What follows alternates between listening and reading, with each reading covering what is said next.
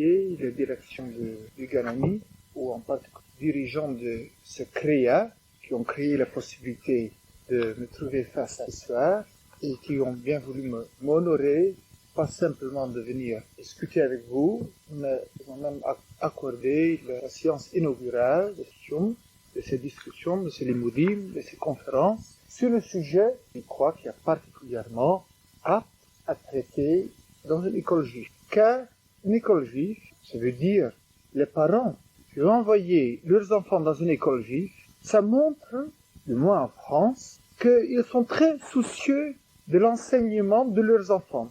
Sur plusieurs plans, un parent qui envoie ses enfants à l'école juive, ça veut dire qu'il a fait des sacrifices et qu'il fait des sacrifices matériels importants. Il existe des écoles publiques de haut niveau, de grande qualité. On peut envoyer les enfants gratuitement. Lorsqu'un parent a opté d'envoyer ses enfants à l'école juive, ça veut dire qu'il est préoccupé à des différents niveaux le bien-être de son enfant. Ça peut être la réflexion sur son identité, ça peut être par souci d'un mariage mixte qu'on a vu autour de nous. Alors de vouloir se protéger et de protéger les enfants, ça peut être un désir de connaissance plus poussé dans le domaine de la Torah. Ça peut être de différents niveaux. Une chose est certaine, c'est un révélateur d'une préoccupation. Il y a d'autres pays dans lesquels on envoie son enfant à l'école juive, mais ça va de soi. Dans des pays comme le Brésil, on n'envisage pas d'envoyer un enfant à l'école non juive. Il y en a peut-être, il y a des écoles où il y a 2000 élèves dans une école religieuse, une autre école pas religieuse, également avec 2000. Des nombres que nous ne connaissons pas. En Afrique du Nord, la plupart des villes, on n'envisageait pas de ne pas envoyer les enfants à l'école juive. Ici en France, c'est bien différent. Lorsqu'on envoie un enfant à l'école juive, cela montre donc déjà qu'on est préoccupé par les enfants. Et à ce moment-là, on est en droit d'attendre que l'école procure une certaine sécurité. C'est la raison pour laquelle on envoie les enfants à l'école juive. Une raison importante, parce que on voudrait que l'école procure une certaine sécurité. Et on entend ça dire souvent. On entend des parents dire plus tard, 20 ans plus tard, c'est quand même terrible.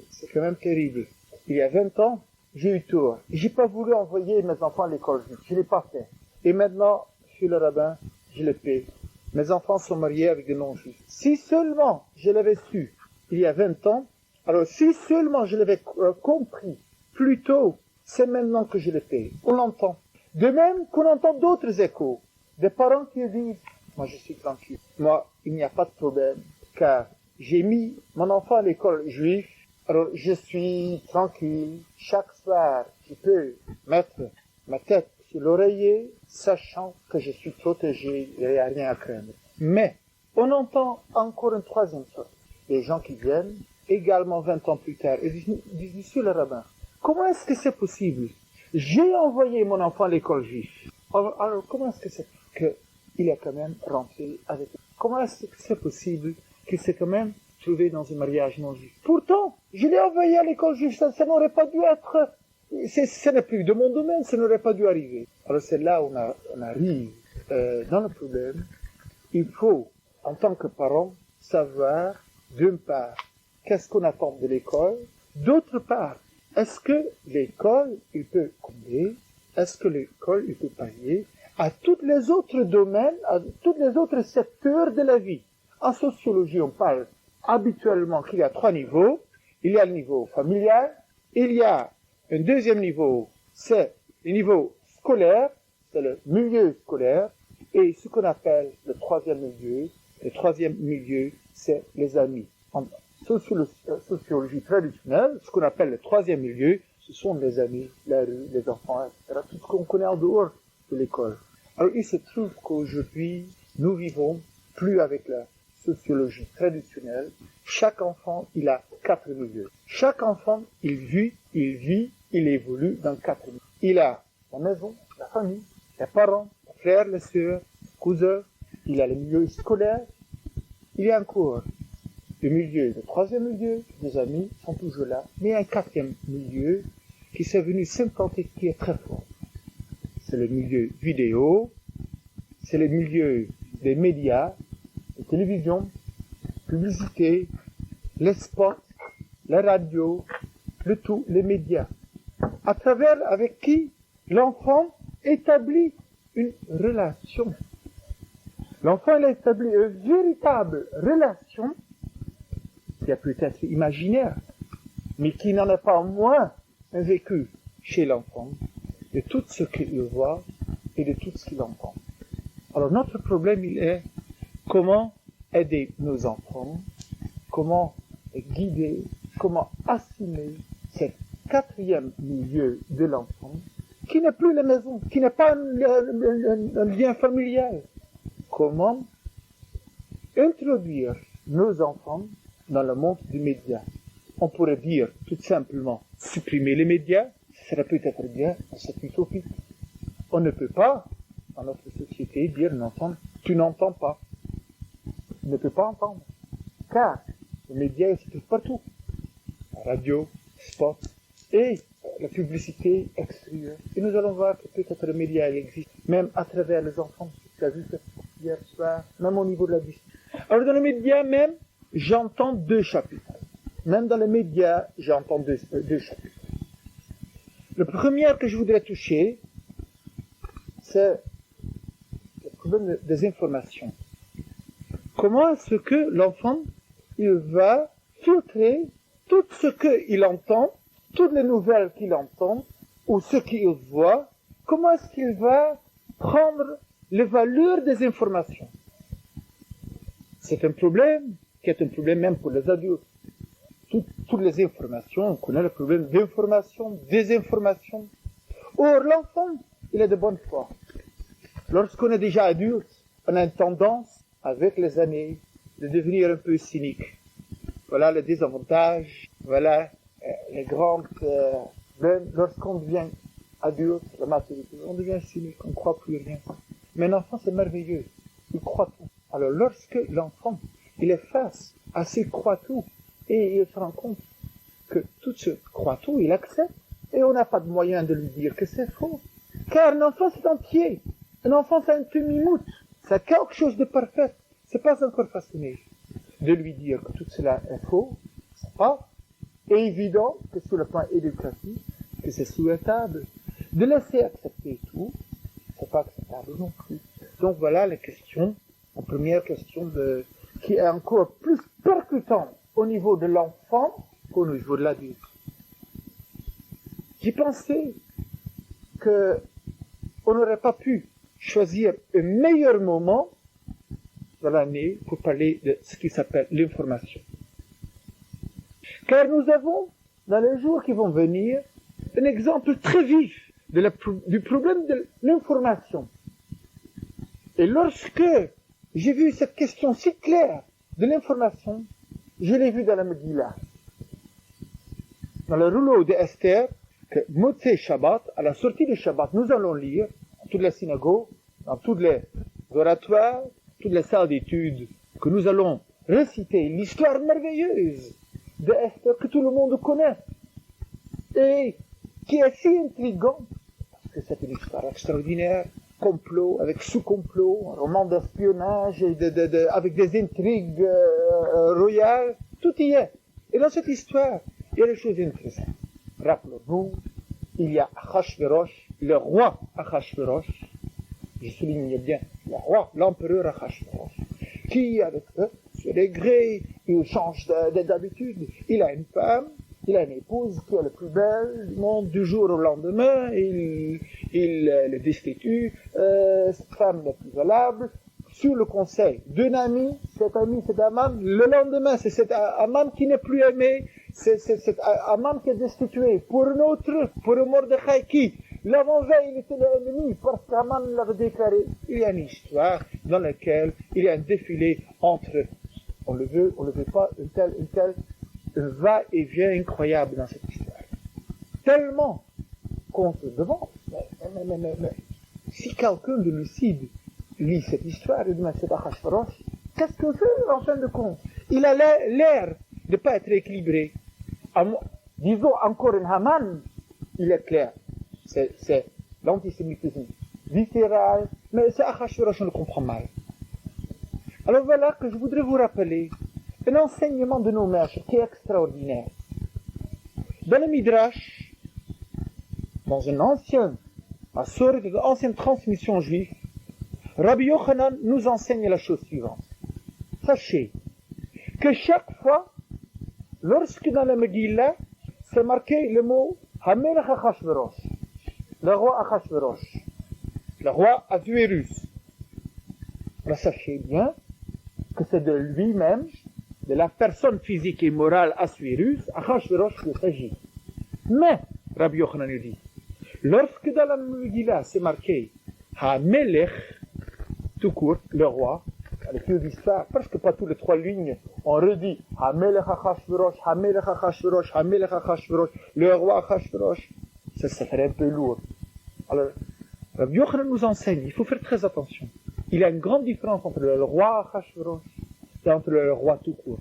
Et lorsqu'on dit dans la Megillah le roi tout court, il faut y réfléchir.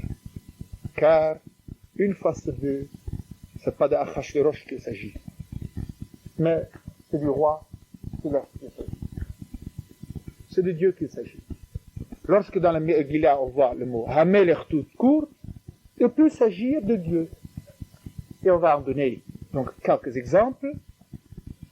Selon l'histoire, Mordechai, qui a découvert un complot contre Achashverosh, entre 2 serviteurs de l'empereur, il le raconte à Esther, mais Esther au courant, Esther met au courant le roi, et le roi, il raconte, il met au courant le roi, d'autant plus qu'à précise, c'est Mordechai, le juif Mordechai qui a découvert le complot, le roi l'entend, les 2 s'attrapent, ils sont pendus, ensuite l'histoire continue avec Haman, qui voit le juif ne pas se prosterner devant Achashverosh, vient réclamer d'Achashverosh, il y a ici un peuple qui sert à rien qu'il faut éliminer. Achashverosh a dit, mais c'est une merveilleuse idée, tout de suite le décret, il est signé et scellé, on sort. Le lendemain, ça va être la fête, vous avez vu. Achashverosh, une nuit, ne dort pas. Il n'arrive pas à trouver le sommeil. Il tourne d'un côté, de l'autre côté, d'un côté. Il n'arrive plus à dormir. Au point que il appelle son serviteur, le serviteur, il dit, amenez-moi les annales. Faites-moi lire dans les annales. Au moins, vous savez, les annales royales, c'est fait endormir. Alors, amenez-moi les annales et lisez-moi. Et dans ces annales, on lit comment Achashverosh a été sauvé par Mordechai. Il me dit, alors ça, c'est vrai, cette histoire, je l'ai oublié. Mais ce Mordechai, est-ce qu'il a été récompensé? Qu'est-ce qu'on a fait à ce Mordechai? On ne dit rien. Le Naasim, Davat, on ne lui a rien fait. Alors, je dis, mais c'est terrible. Immédiatement, au réveil, le lendemain, le premier qui entre, il faut lui faire quelque chose. Qui est le premier qui entre? C'est Haman, Mordechai, Achashverosh demande à Haman, mais dis-moi, un homme qu'on voudrait donner les honneurs ultimes, que ferais-tu? Haman qui se dit, Belibo, Haman, Belibo, Haman, à qui est-ce que le roi voudrait faire des honneurs plus qu'à moi? Il dit, mais il faut le faire chevaucher sur le cheval royal, vêtu de vêtements royaux, avec une couronne sur la tête, le sceptre de quelqu'un, et sa trappe qui marche devant lui. C'est ainsi fera-t-on à l'homme dont le roi désire honorer. Achashverosh dit Haman, c'est exactement de ça qu'il s'agit. Va faire ça, toi tu vas l'exécuter. Je voudrais que tu fasses cet honneur à Mordechai. Alors vous voyez bien Haman qui va sortir d'un lit, donner l'honneur à Mordechai. Bon, on peut continuer. C'est par là, à cet instant, à partir de cet instant que commence la délivrance des Juifs dans la Megillah. Je voudrais revenir. Balayla hahu nadeda shenat hamelech. Cette nuit-là, nadeda, il est parti. Shenat hamelech. Le sommeil du roi. C'est pas marqué le roi Achashverosh. C'est pas marqué que c'était le roi Achashverosh. C'est comme si Dieu ne pouvait pas dormir cette nuit. Alors, en effet, Rabbi Yochanan nous dit, et c'est de cela qu'il s'agit. Vous voyez, une histoire laïque, il n'a pas marqué le nom de Dieu, mais pour un homme sensé, est-ce que cette histoire, il est possible? L'histoire n'est pas possible. On ne peut pas l'histoire pareille. Si un homme, il veut lire la laïcité, sous le forme de la laïcité, mais c'est une impossibilité, il y a quelque chose qui ne va pas. Alors, il y a des moments donnés dans lesquels on doit dire, regarde, derrière les apparences, il y a une autre histoire. Et c'est cette histoire, derrière l'histoire, qu'on doit savoir lire. Et quelle est cette histoire? Que Dieu l'ait intervenu. Dans le personnage le plus lointain dont on pouvait s'attendre, le duo Achashverosh et Haman vont rendre hommage à Mordechai, dont la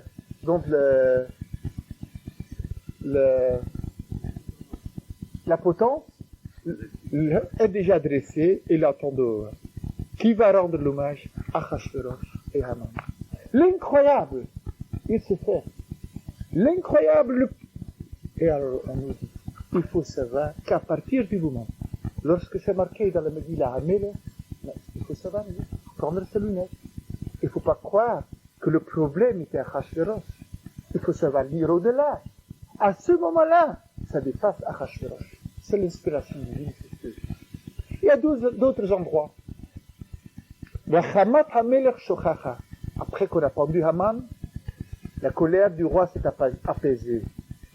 Entre vous et moi, vous pensez que Achashverosh, c'était très important le décret de Haman? Mais non, c'est un acte politique. Il faut le pendre parce que maintenant le parti politique en place, avec le Mardoché, avec le Mordechai, alors on va le... Et cette colère n'est pas plus que la colère du politicien qui doit se montrer en colère, mais ça ne va pas plus loin. Mais lorsqu'on dit qu'à ce moment-là, la colère s'est apaisée, la Hamata Melech, c'est de nouveau la colère de Dieu qui s'agit. Ce que je voulais vous dire, Abotai, c'est la chose suivante.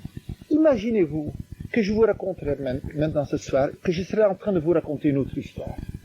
Imaginez-vous, moi j'ai une fantaisie très très très grande, et je peux m'imaginer la chose suivante. Je voudrais savoir votre réaction. Si j'étais en train de vous raconter que vendredi soir dernier, au Kremlin, Gorbatchev, il a, avec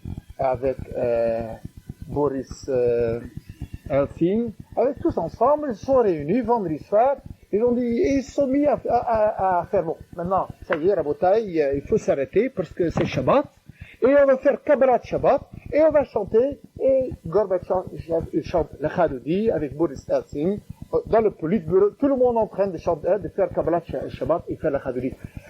À la fin de l'office, il dit, Maspik, maintenant il faut faire Kiddush. Maintenant il faut faire Kiddush, et on fait Kiddush tous ensemble. Comment est-ce que vous auriez entendu cette histoire? Une histoire pareille. Je vois un petit peu sourire par ici, pareil, quelques gestes. Mais je voudrais vous dire quelque chose que vous savez pas. Ça n'a pas eu lieu vendredi soir dernier. J'ai dit, j'ai une très grande fantaisie. Ça n'a pas eu lieu vendredi soir. Mais cette histoire, exactement telle que je vous la raconte, à quelques détails près, a eu lieu il y a 3 semaines. Je voudrais vous dire que Gorbatchev, il a fait Kabbalat Shabbat et Kiddush, il y a 3 semaines, au Kremlin, en présence de nos fils, où on a chanté le Chadoudi, où on a fait le Kabbalat Shabbat, et à l'issue de cet office, on a fait Kiddush. Quelle était cette histoire? Cette histoire était la chose suivante.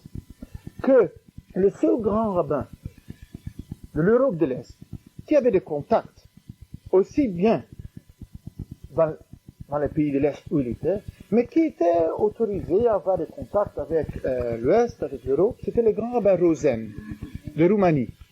Et pour des raisons que j'ignore, je ne connais pas tous les détails, j'avais oublié de demander à Gorbatchev, d'ailleurs, la prochaine fois je lui posais la question.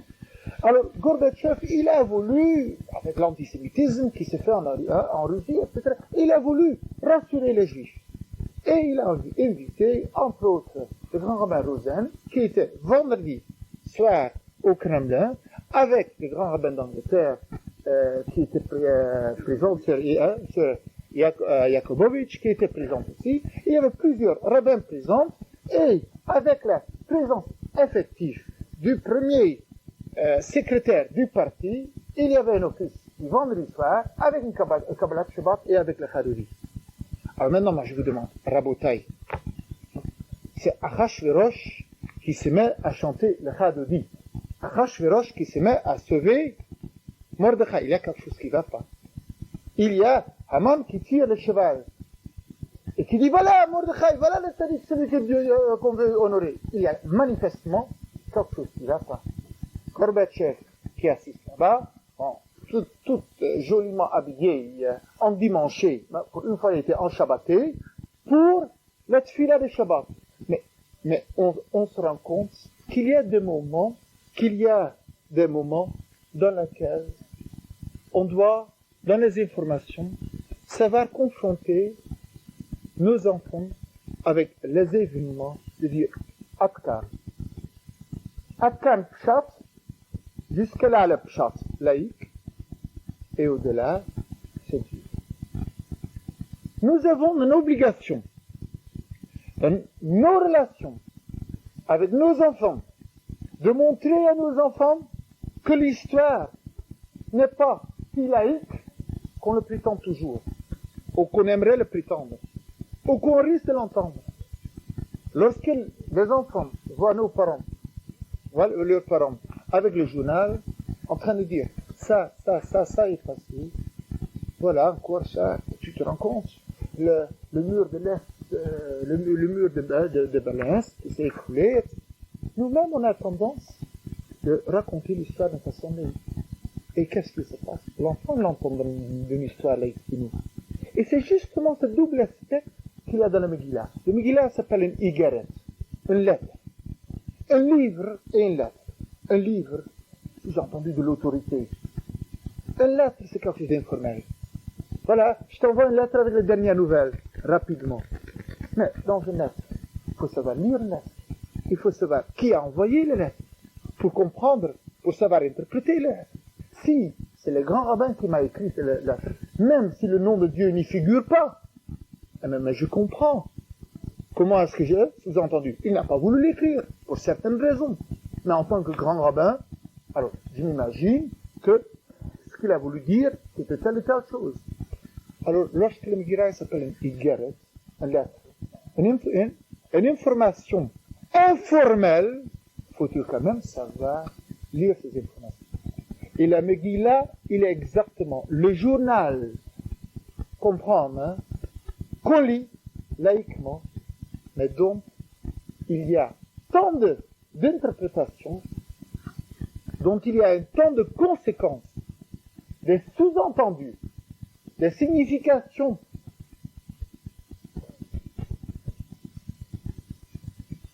qui font que les nouvelles prennent leur sens.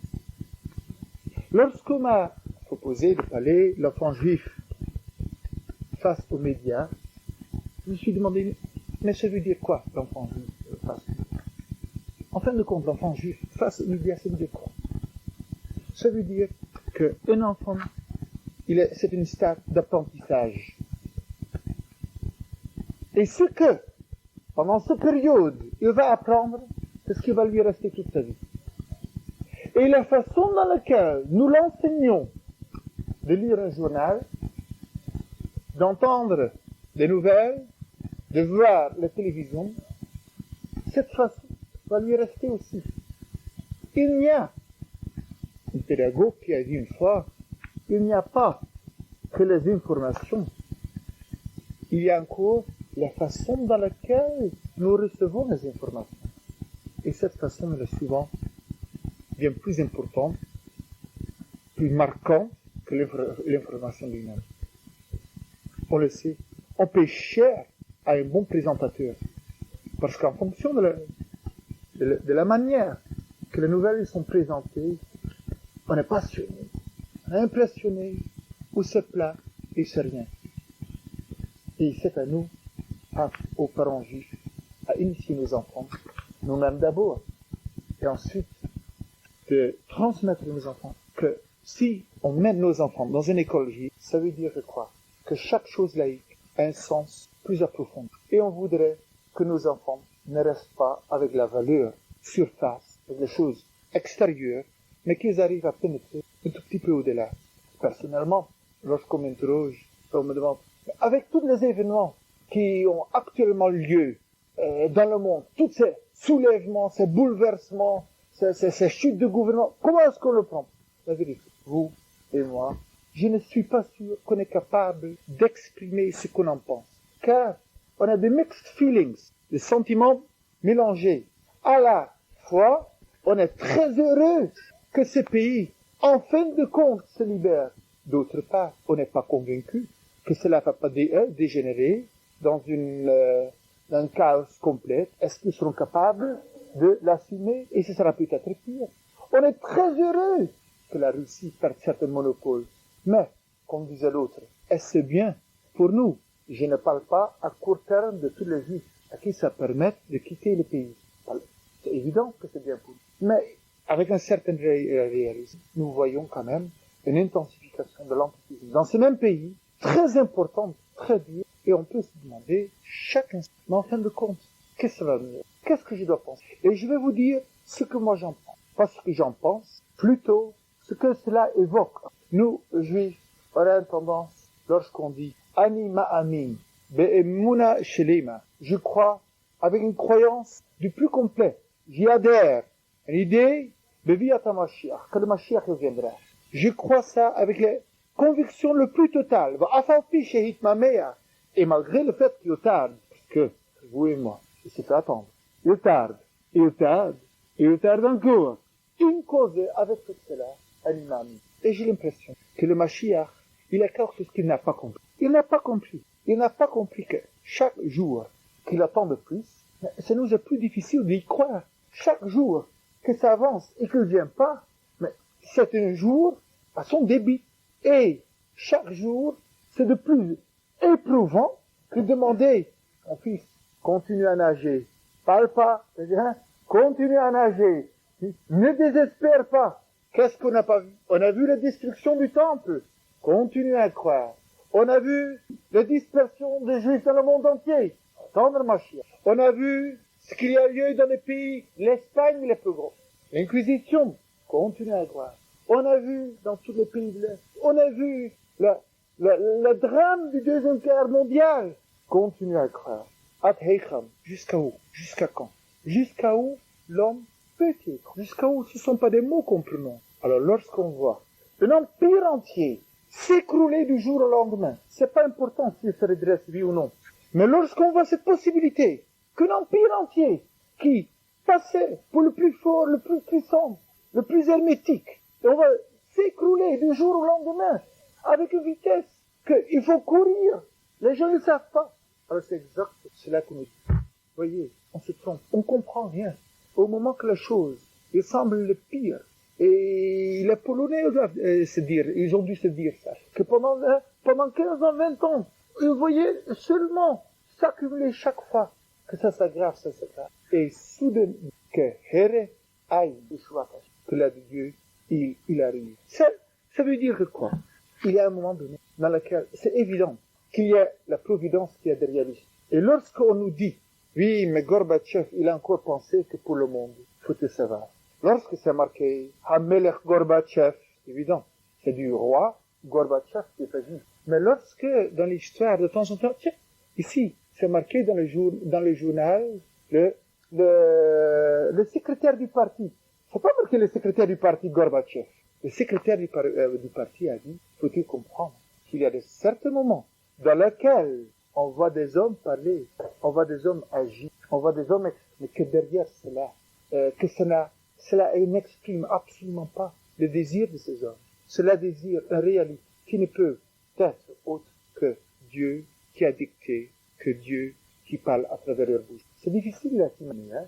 Mais si on y pense que la nef de Bilam aussi l'a parlé, la nef de Bilam a dit, est-ce qu'on va dire la nef a parlé, ou que c'est Dieu qui a parlé? Souvenez, il faut vraiment être un âne pour ne pas savoir que la naisse de Bilam n'a pas parlé, mais que c'est Dieu qui a parlé, que c'est un malach à travers la bouche de Bilam qui a parlé. Ça veut dire, il peut pas. Il agit. Il a toutes les apparences. Mais est-ce que cela, pour autant, correspond à un désir profond de l'homme? Ma conviction, elle est non. C'est dicté par le temps, par les impératifs politiques, par les situations, par les fluctuations du marché, par des réalités économiques, sociales, par un tas de choses, mais pas à une conviction idéologique. Je ne peux pas croire qu'il y a une idéologie, une conviction idéologique du communisme qui a changé. Ce qu'il y a, c'est que Dieu est l'amour. Ça suffit. Et on va recevoir. Et ça, c'est le premier problème que je voudrais vous. Le premier problème, c'est nous devons à nous-mêmes et nous devons à nos enfants de leur donner une autre vue de l'histoire. Bien sûr, l'enfant, lorsqu'il est dans une école, il apprend à lire un journal. Mais avec qui il va apprendre? Il va apprendre cela avec le professeur de français, qui est sûrement une personne extrêmement capable, douée et dévouée dans la matière de la lecture classique, ou avec un professeur de philosophie. Mais la touche personnelle du jeu, ça, c'est de la maison que ça doit venir. Autrement dit, ce que je voudrais vous dire, c'est l'école juive ne peut pas être une garantie pour l'évolution entière, parfaite de nos enfants. Entendez-moi bien, je ne suis pas en train de dire qu'on peut s'en passer de l'école juive. Loin de là. L'école juive, la condition sine qua non, on peut faire une éducation d'un enfant juif. Mais je voudrais dire aux parents quelque chose dont je suis convaincu et que je l'ai dit partout, c'est toujours et partout. L'école est une condition. Il y a bien sûr plus qu'une condition, deuxième lieu. Bien sûr, il y a plus qu'une condition comme une autre, et c'est une condition très forte, nécessaire, indispensable. Mais, chers parents, que vous êtes et que vous êtes présents, on avait dit tout à l'heure, vous avez mis vos enfants à l'école juive. Mais on a mis les enfants à l'école juive parce qu'on ne peut pas dire, comme je l'entends si souvent, mais moi je dis, j'ai pas de problème. Moi, j'ai réglé le problème, j'ai pris une grande décision. J'ai mis mon enfant à l'école juive. J'ai pris une grande décision. Je n'ai plus de soucis. Et c'est des sacrifices matériels. Alors détrompons-nous. L'enfant est au cours de risque. Peut-être moindre. Certainement moindre. Mais moindre de risques, ce sont aussi des risques. Une école ne peut pas remplacer les parents. Il ne peut pas remplacer le lecteur de la maison. Il ne peut pas remplacer ce que les parents ils doivent donner au niveau de l'information. Et je parle donc maintenant en particulier de la question de l'information. L'école n'a pas comme devoir d'interpréter tous les jours le journal. Pour la simple raison, le journal, il est lu à la maison. Et ce sont de petits enfants qui regardent la télévision, ou qui écoutent, ou qui entendent la radio. Alors cela demande la surveillance des parents. Non, excuse-moi, en principe, c'est un monologue, mais c'est pas grave. Je ne voudrais pas dire un filtre. Il ne s'agit pas maintenant de filtrer, je le relève parce que c'est très important. On n'est pas en train de parler maintenant d'une censure des parents. C'est encore tout à fait autre chose dont on parle absolument pas. Ça veut dire, je n'entre, Rabotaille, permettez-moi, je ne commence pas maintenant d'entrer dans le détail que tous les westerns et les James Bond et les Dallas à vos propres risques et périls que les enfants regardent. On parle même pas à ce niveau. On parle à tout à fait un autre niveau. On parle pas de choses qui peuvent être excitantes, qui sont peut-être antipédagogiques, etc. Ça pourrait être une discussion, mais c'est pas le niveau sur lequel je voudrais discuter avec vous. Je ne parle pas de filtrer, je parle des choses qu'on laisse voir nous. Il faut donc bien savoir, oui, non, mes enfants, à la maison, il n'en a pas question, je regarde. Seulement les informations, ils peuvent regarder, disons, tu peux m'imaginer cette réaction. Supposons que tout ce que l'enfant voit, c'est les informations. Alors je voudrais vous dire, les informations ne sont pas innocentes. Le présentateur, il est laïque. Et si lui-même, peut-être, il n'est pas laïque, peut-être lui, le présentateur, Shabbat matin aussi, il va à la file. Mais la boîte pour qui il travaille, il est laïque. Et l'expression qu'il doit avoir, ça doit être laïque. C'est de me dire là. Or, je vous demande, qui est le professeur de Talmud Torah que vous auriez accepté, qui raconte l'histoire, la Megillah, telle quelle, sans dire, Dieu, il a aidé les juifs. Tu sais pourquoi? Parce que Mordechai, il ne s'est pas prosterné. Mais c'est pas marqué dans la Megillah pourquoi pourquoi il n'a pas prosterné. Peut-être que c'est une affaire personnelle. Rien qui est marqué dans la Megillah. On raconte pas que Mordechai était un sadique, que c'était un homme juste. Et on raconte seulement Mordechai, lo yichrav, lo yishtachave. Moi, je vais pas me prosterner. Quelle entité, il met la totalité du peuple juif en danger. On raconte pas que ils ont eu tour de participer au banquet. C'est pas marqué. On raconte pas que Dieu est intervenu. Le nom de Dieu ne figure pas. Alors je vous demande, imaginez-vous que vous êtes directeur ou directrice d'un centre de soins. Et vous avez un professeur qui raconte toute l'histoire. J'ai raconté, vous pouvez interroger les enfants. Il raconte l'histoire de la Megillah, le rouleau, ils le connaissent par cœur tel quel. Mais lorsqu'on raconte tel quel, ça peut être qu'on l'a fait. Car l'histoire était déjà censurée. L'histoire qui était une égarette, dans laquelle le nom de Dieu, pour de certaines raisons, ne figure pas explicitement. Parce que c'est une égarette. Et vous savez, lorsque moi j'écris une lettre à un ami, je n'écris jamais dans cette lettre, ou rarement un devar Torah. Lorsque j'écris une lettre à un ami, je n'écris pas. Je vais bien, grâce à Dieu. Car le mot Dieu, il faut pas le jeter. On n'a pas le droit de le déchirer. C'est saint, c'est kadosh. Écrit. Lorsque je vais écrire un devar Torah, une parole de Torah, sur un bout de papier, ça risque de finir dans la poubelle. Or, avec une lettre, il faut faire attention. Mais lorsque, dans la lettre, j'écris, je vais bien, parfaitement, est-ce que ça veut dire que je fais un coup de... Est-ce que ça veut dire que je m'occupe bien de moi? Ou est-ce que les gens qui me connaissent celui qui est l'auteur de la lettre? Combien est-ce qu'il remercie Dieu? Il y a ce qu'on ne peut pas écrire, qui ne peut, mais qui est le sous-entendu, qui est le mot sans quoi toute la lettre perd complètement son impact. Car si on note cette dimension de la lettre, alors voilà, l'histoire de la Megillah, ça devient un autre Agathe, ou un autre roman d'espionnage, un autre complot, un autre roman régional des Juifs en Perse du 4e siècle avant l'ère commune, mais il perd. Et c'est à cela. Et vous allez peut-être vous dire, oui, mais il faut être grande pour interpréter toujours l'histoire. Mais est-ce que, qui me dit que je vais bien interpréter l'histoire? Qui me dit que si j'étais un rabbin, ou si j'étais une dame rabbine, alors, comment dire, si j'étais un rabbin, ou si j'étais très érudit, alors je pourrais expliquer mes enfants. D'abord, ça, il ne s'agit pas de ça. Peut-être, on n'est pas toujours capable de donner des interprétations très érudites. Un mot, parfois, dans tout un commentaire, un papa qui dit, tu as vu ce qu'il a fait de Dieu? Il a bouleversé l'histoire.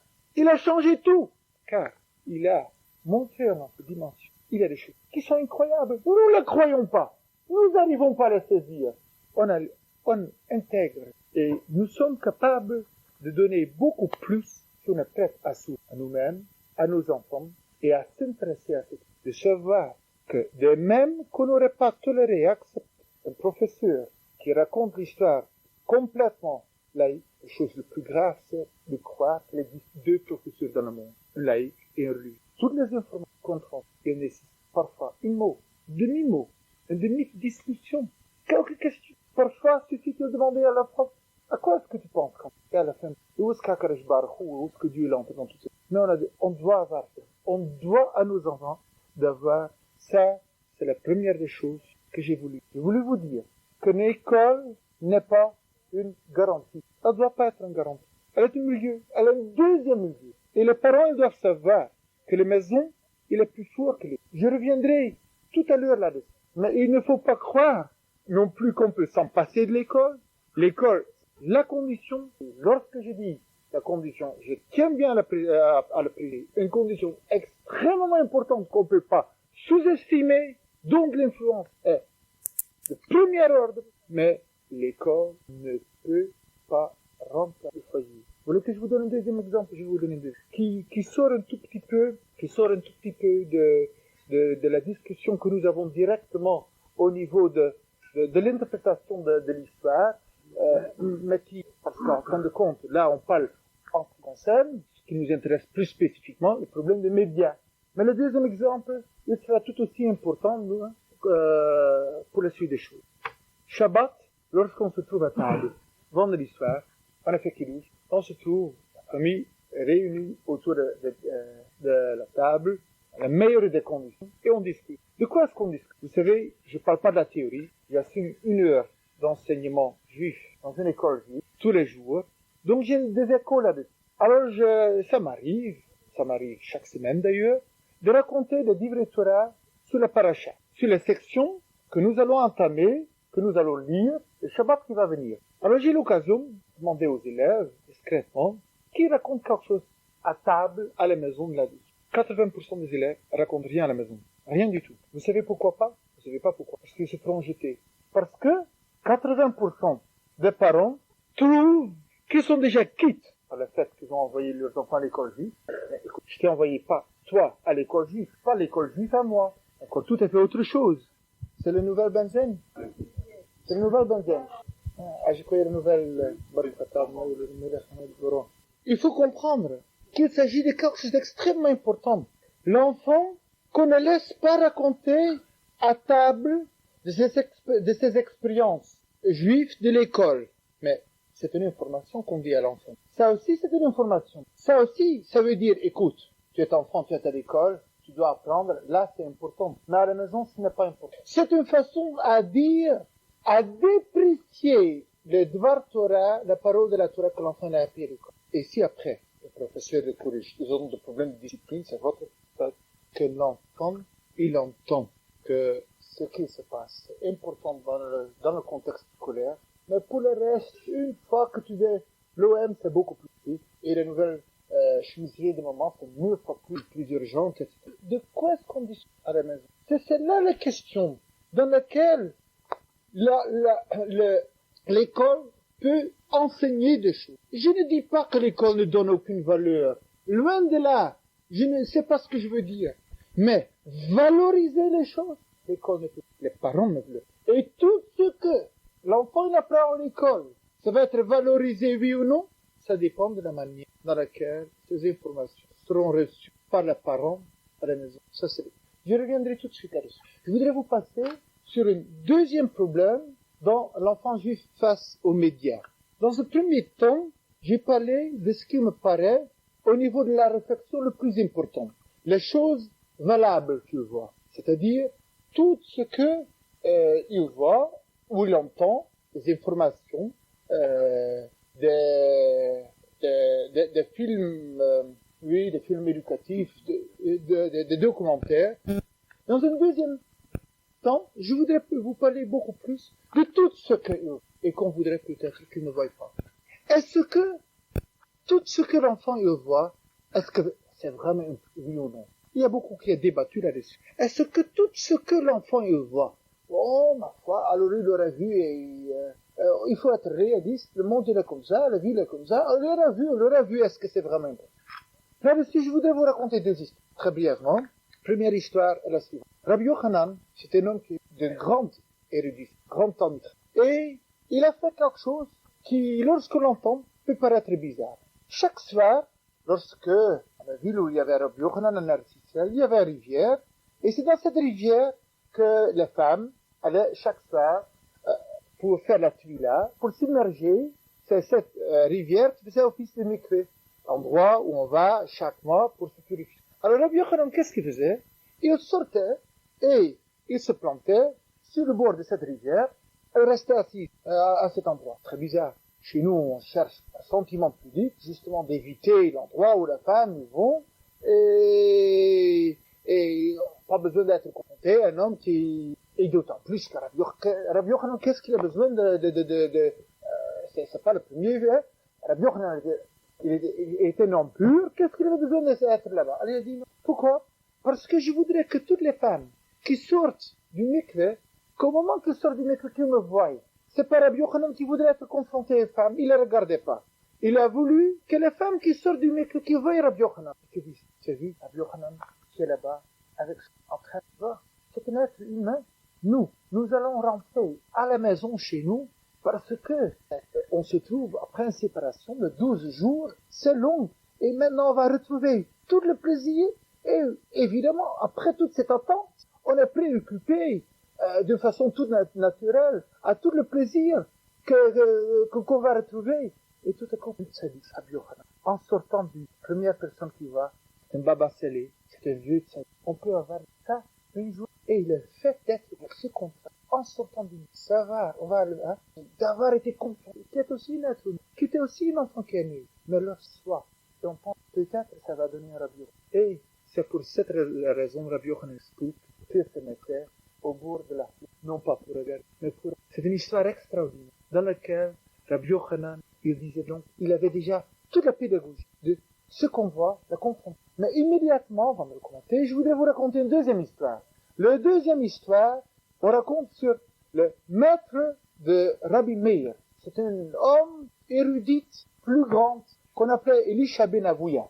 C'est un homme légendaire, de plus grande connaissance. Il n'avait pas de pareil au niveau de sa connaissance. Et le Talmud nous raconte que comment est-ce que ça a lieu, que lorsque une fois le père d'Elisha ben Avouya, il avait le brut justement du petit garçon, il y avait Elisha ben Avouya qui est Mazotor, on faisait un brut là, alors tout le monde il s'est réuni, il y avait là-bas le Talmud Chachamim, il y avait le peuple, les Talmud Chachamim se sont mis en discussion, les discussions s'enflammaient, jusqu'à ce que les flammes sont montées au ciel, et les oiseaux, ils atteignent pas les flammes de l'élan de l'étude, sont tombés morts. Alors lorsque le père d'Elisha ben Avouya, il a vu cela, fantastique, un tel pouvoir de la Torah, Ani, et Gadlo, elle la Torah, moi je vais élever mon fils entièrement dans le chemin de la Torah, je vais en faire un Talmud Chacham également. Et depuis ce jour-là, Elisha ben Avouya, le père d'Elisha ben Avouya, a engagé le meilleur maître pour enseigner la Torah à son fils. Et en effet, ce petit garçon est devenu le plus grand de son temps. Alors le Gemara, dans le Yerushalmi, s'étonne. Elle se demande, mais c'est Elisha ben Avouya. En fin de compte, après tout, pourquoi est-ce qu'il est tourné mal? Comment se fait-il qu'il est tourné mal? Le Gemara est très intrigué, et si grand. Comment est-ce qu'il est tourné? Alors là-dessus, il y a plusieurs réponses qui sont avancées, et une des réponses que le Gemara, le Talmud du Yerushalmi retient, c'est la suivante. Malgré le fait, il y a différentes réponses. Il y a l'histoire du lait, il y a une autre réponse. Malgré le fait que Elisha ben Avouya, il a toujours enseigné, il a toujours appris chez les meilleurs maîtres, et que son père l'a fait étudier rien d'autre que la Torah, le Pasak du Beto, Sifrei Chochma, Sifrei Yevanit, de sa maison, il n'a jamais écarté, père n'avait jamais écarté le livre de la sagesse grecque. Cela veut dire que le père, il se dit, il donnait le meilleur maître. Mais la littérature, que le petit enfant d'Elisha ben Avouya voyait son père lire à la maison, c'était l'antithèse de tout ce qu'il apprenait. C'est exactement le problème qu'on a parlé tout à l'heure. On a pris ici deux cas de ce que il est visuel. Le moment qui sort du mikveh et il voit le spot, et le spot qu'avance, c'est Rabbi Yochanan. Peut-être faudrait-il aussi que dans le micro, qu'il affichait les tableaux de grands faits. En sortant avant le spot, Rabbi Yochanan, il existe autre chose. Ma responsabilité pour mon enfant, il commence quand? Alors voilà où on arrive au thème plus moderne, lorsqu'aujourd'hui, ce que la maman qui porte le bébé fait, comment ce qu'elle pense, ça influence déjà tant. Et Rabbi Yochanan, déjà, à partir du moment de la conscience, c'est le moment. Quand est-ce que, au moment de la conscience, plus tard, c'est déjà quelque chose de perdu. C'est déjà quelque chose qu'on a raté, une occasion. Et de même, et c'est le visuel de Rabbi Yochanan qui compte. Un autre enfant qui rentre à la maison, il s'appelle Elisha ben Avouya. Son papa, il a dit, tu es gentil à l'école, j'ai eu 20 sur 20, d'accord. Et ensuite, tu as bien étudié, tableau d'honneur. Et ensuite, tu n'as pas... Le professeur restait devant, j'étais le premier en classe. D'accord, papa, il se remet à la lecture de ses livres. L'enfant, il ne sait pas lire. Mais qu'est-ce que l'enfant, il voit? Que le papa est plus intéressé par les grandes classiques dans lesquelles c'est le héroïsme. Dans le grand histoire, l'enfant, il voit, il n'entend pas. Le père ne raconte pas. Tout ce qu'il y a, l'enfant, il voit. Et les messages, et les Gemara dit, c'est pour cette raison que Elisha ben Avouya est devenu l'hérétique qu'il est devenu par la suite, à cause des choses, car tout ce qu'il a vu, c'est plus fort que la dimension de l'école n'était que l'entendu. À l'école, on entend, à la maison, on voit. Donc, très brièvement, tout mon exposé devrait être rien d'autre qu'un plaidoyer pour la famille. Rien d'autre. J'ai été très impressionné lorsque je dînais il y a pas longtemps avec un homme politique non juif de la France. Le repas était, à Alors, cet homme politique avec qui on a discuté, c'était non-juif, il a discuté. Et on était appelés, amenés, de parler de la télévision. Alors cet homme, je crois, c'était sincère, que je peux le croire, il m'a raconté les choses, grand médecin, la réussite sociale, tout. Alors il raconte, vous savez, chez moi à la maison, à l'heure, la télévision est enfermée. C'est pas que les enfants ne regardent pas, mais il y a des heures on regarde, il y a des heures. Et à l'heure de repas, parce que on a mis la télévision dans le salon, de sorte que de la salle à manger, on peut pas la voir. Parce qu'à l'heure de repas, je tiens à ce qu'on est conscient qu'on est et qu'on vit en famille, et qu'il y a un échange, un discours, et qu'on parle. C'est toutes sortes de choses. Maintenant, ce qui est évident, c'est que ce que dont le monsieur il parle à table, c'est pas la même chose que nous souhaitons à parler. Mais c'est une chose extraordinaire. Lorsque on entend d'un homme que la table est sacrée. À ce moment-là, il est exactement rejoint une notion fondamentalement. Et je dis, ce qu'on discute à table avec nos enfants, c'est le moment le plus intensement vécu de l'enfant. Il ne sera pas heureux que juste à ce moment-là, il y a Woody Woodpecker qui passe, qu'il y a une bande dessinée de Picsou qui passe, mais en fin de compte, la sécurité qu'on donne à l'enfant, à ce moment-là, il est le plus grand. Car il faut savoir que l'un des plus grands problèmes de nos enfants, c'est le problème de confiance. Il y a une crise de confiance.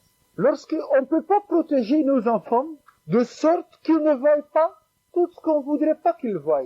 Ça, on n'en a pas la possibilité. Tant de pancartes publicitaires, que vous seriez sûrement d'accord avec moi qu'on devrait interdire, qui sont indécentes. On ne peut pas. Donc, il ne s'agit pas de cela. Des journaux qui sont distribués gratuitement, dans lesquels on ne peut pas forcément l'enlever avant que les enfants les ont vu, et c'est pas évident que c'est la solution, et tout ce qu'on veut. Mais on voudrait pas. Il ne faut pas croire qu'on peut protéger nos enfants qu'ils ne voient pas. C'est impossible. Et tout ce qu'on voit à la télévision, je n'entre pas dans tous ces détails, il y a beaucoup de choses qui sont peut-être moins innocentes que leurs apparences. Je voudrais en donner beaucoup d'exemples, mais je voudrais pas le tarder trop. Mais, les parents, ils disent, mais qu'est-ce que vous voulez? On est impuissants. Et c'est celle-là que je voudrais vous dire.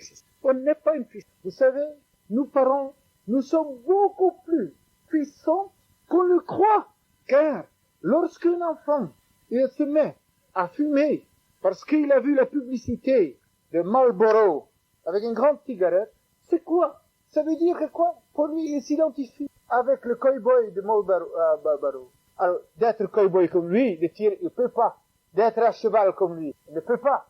D'être dans la prairie comme lui, il ne peut pas. Mais comme lui. Alors le message passe. Tu veux être cow-boy comme moi? C'est ça que tu as besoin. Si c'est dans le domaine sexuel, ou que ce soit dans le domaine de l'alcool, ou dans le domaine de drogue, ça veut dire parce que l'enfant, il a besoin de s'identifier avec quelque chose. Il n'y a pas. Alors donnons-lui quelqu'un à qui on peut s'identifier. Et voilà la preuve. Beaucoup d'enfants ne peuvent pas s'identifier à leur papa et leur maman, non pas parce que il y a le conflit des générations, etc. Mais parce que le papa, il a déjà dit, ton devoir que tu as entendu à l'école, ou bien tout ce que tu fais, eh ben, c'est pour enfants. Le fait, ou bien parce que ce soir je suis fatigué. Demain, ne pas pantoufler le journal. L'enfant, il doit pouvoir s'identifier avec ça. Et le malheur, le drame d'aujourd'hui, c'est que les enfants ne peuvent pas s'identifier avec les parents, et ce n'est pas un problème de conflit de génération. C'est parce que les parents ils disent, avec un langage sous-entendu, que ce que toi tu fais, ce que moi je fais, c'est deux choses différentes. Mais lorsque on est à table, on est réunis, et on discute tout, y compris la publicité, les informations, du tout. Alors l'enfant entend qu'à son niveau, ses intérêts et celui du papa et de maman, ce sont les mêmes, et on vit. Il y a une puissance de famille qui s'établit à ce moment-là, qui fait que l'enfant, il a avec qui s'identifier. Et on n'a pas besoin de le chercher. Un enfant juif, peut-être il devrait s'identifier avec le plus grand Rosh Hayeshiva.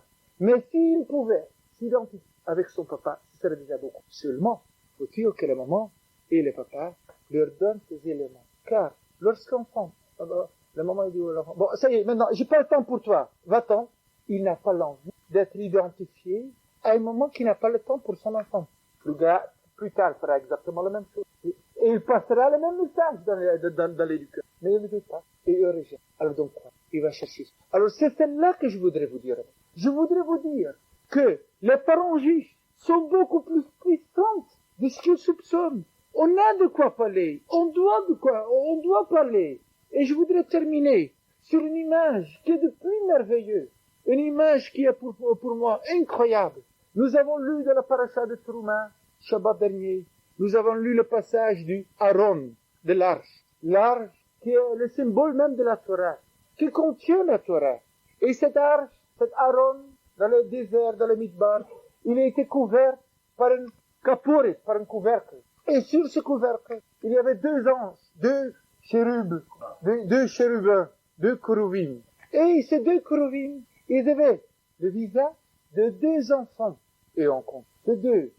Cette arche avec eux, ils étaient placés dans le Kodesh Kodshim, dans ce qu'on a le plus sacré. Qu'est-ce qu'on a de plus? Deux enfants, un petit garçon, un petit. Et où est-ce qu'il y a leur place? Personne qui peut entrer dans le Kodesh. On peut pas y entrer. Qui peut y entrer? Le Kohen Gadol, le grand prêtre, et encore, à Yom Kippur, revêtu. Mais l'enfant, il est dans le Kodesh tous les jours. Petit garçon, un petit. Et lorsque Hakadosh Baruch Hu, Dieu il parla à Moshe, la voix de Dieu, il partait d'entre ces deux enfants. C'est de là qu'on entendait la parole de Dieu. Quelle est cette image? Je vais vous traduire l'image. Le Gemara dit la chose suivante. Le Gemara se pose la question. Depuis la destruction du temple, sur quoi est-ce que le monde tient? Depuis que le monde est démuni du Beth Amikdash, du temple, sur quoi est-ce que le monde il tient? Alors le Gemara dit, le monde il tient sur Hevel Piv, Shel Tinokot, Shel Betraban.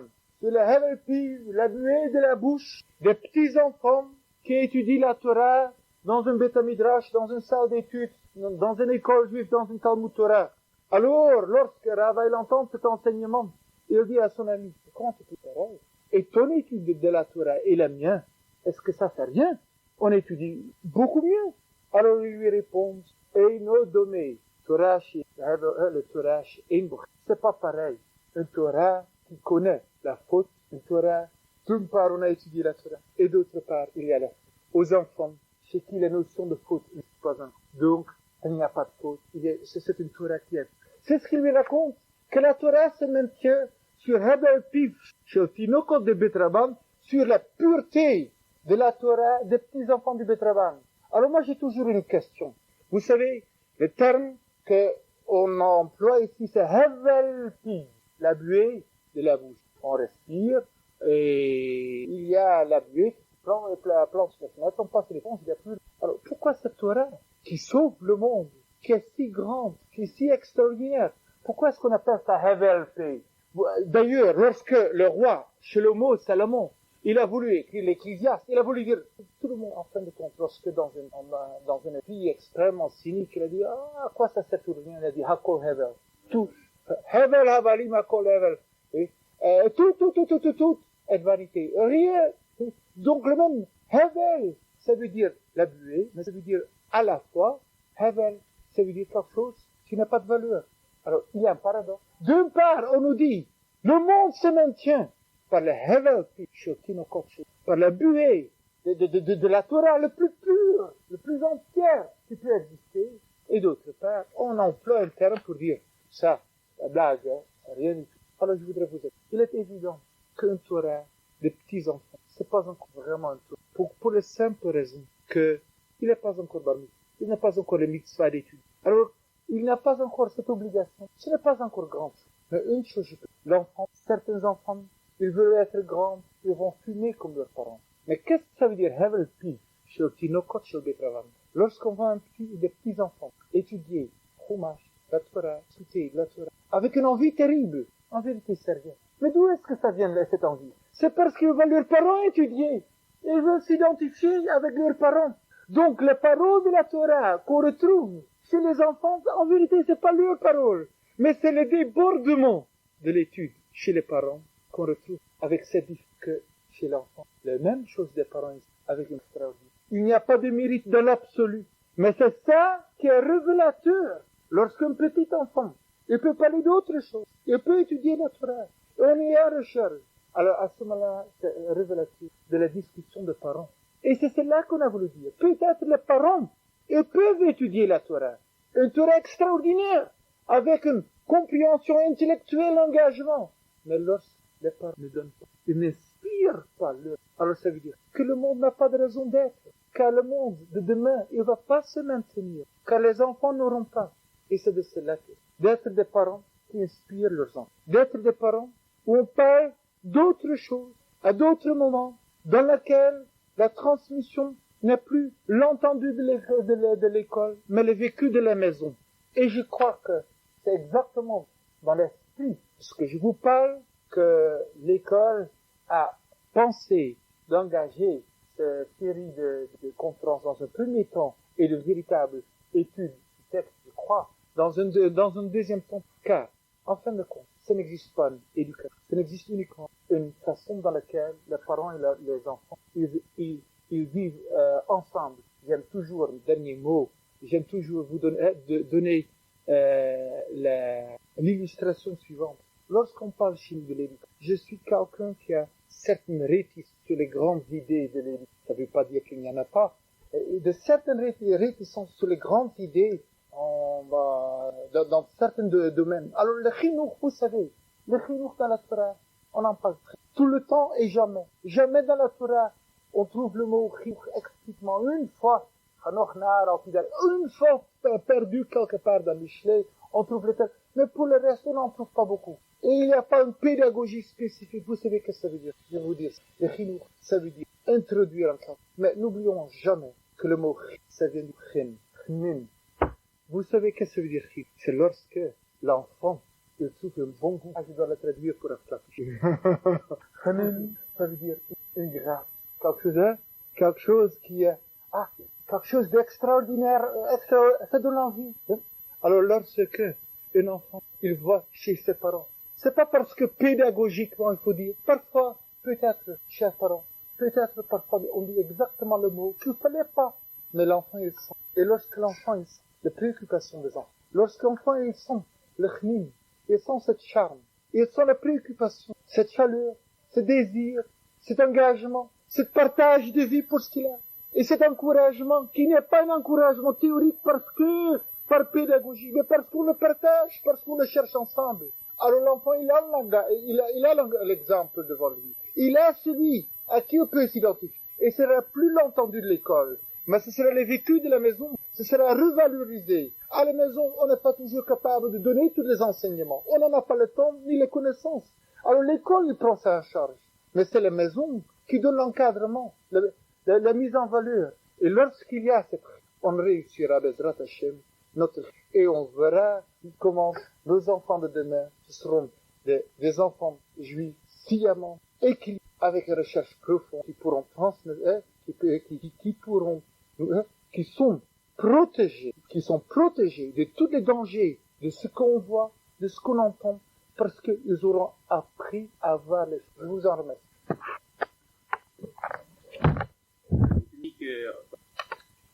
De montrer dans l'information à travers les terres de mon enfant à voir la providence. Je crois que c'est quelque chose de très difficile. Est-ce que tu veux nous dire comment on fait ça? Il y a, peut-être on va regrouper d'abord quelques questions. Il y en a d'autres. Pardon. Vous avez donc plus détaillé la question de la phrase. J'ai bien compris. Et il y aurait d'autres questions. Ou est-ce que tout est tellement clair que maintenant on a les éducateurs parfaits? Ça serait un bel. C'est une question, ça? Alors, je vais essayer de vous répondre, car en vérité, j'ai quand même entendu deux questions. La première question est une question de comment faire. C'est une question plutôt technique. Est-ce que j'ai les éléments? La deuxième question, c'est une question, mais est-ce qu'on a le poids? Est-ce qu'on est crédible lorsqu'on parle à l'enfant? Donc, en vérité, je crois qu'on peut poser du deux. Première question, est-ce que je suis capable de donner à mes enfants? Mais qui suis-je? Est-ce que je suis capable? Deuxième question, c'est est-ce qu'on aura le poids? Car, comme vous l'avez dit si bien, le monde y est si fort. Alors, je vais essayer de vous répondre d'abord la première question. La première question, je voudrais vous répondre avec une conviction juive, car j'ai des convictions juives. J'ai des convictions juives. Notamment la chose suivante. Est-ce que, pour être parent, faut-il être le plus grand du monde entier? Est-ce que il faut être celui qui a passé à la Sorbonne et qui en même temps à Feponovitch, et qui est la plus grande yeshiva du monde, celui qui a toutes les facultés et les aptitudes pour élever vraiment comme il faut un enfant. On a l'impression que si on veut donner quelque chose valable à nos enfants, alors faut-il connaître tout. Donc, on pourrait conseiller à, disons, grosso modo, que 90% des parents, vous faites mieux de ne pas avoir d'enfants. Pourrait-on? C'est là où ma conviction juive entre en jeu. La Torah ne nous dit pas comme ça. La Torah a dit, la première mitzvah, Peru ou ayez des enfants.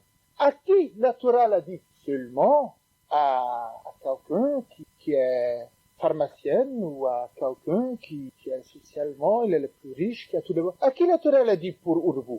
Qui entre dans la catégorie de cette mitzvah de pour Urvu? Bref, personne, sans exception. Toute personne normale, même s'il est pas riche, mais pauvre, même s'il n'est pas intelligent, mais simple, même si, avec tous les mêmes, si vous voulez, la Torah donne la mitzvah de pour. On entend par cela quoi?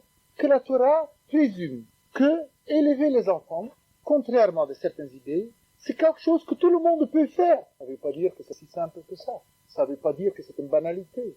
Mais tout le monde est capable de l'enseigner. Donc, à la limite, toute personne est capable de donner les éléments valables, la transmission. À la limite, je pourrais vous dire comment. Je sais pas, débrouillez-vous. La Torah vous a dit que vous en êtes capable. Alors, débrouillez-vous.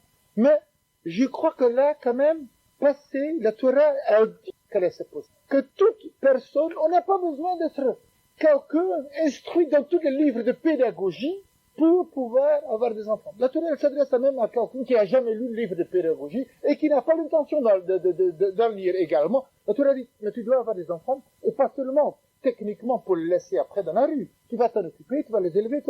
Comment est-ce que ça marche? Et c'est là qu'il y a quelque chose d'incroyable. Vous savez qu'on cherche souvent à faire des mariages par ordinateur. Alors, c'est quoi? On met une carte dedans, et cette carte, on met toutes les traits cartes de l'enfant. Garçon, et là, un autre des cartes, c'est ça.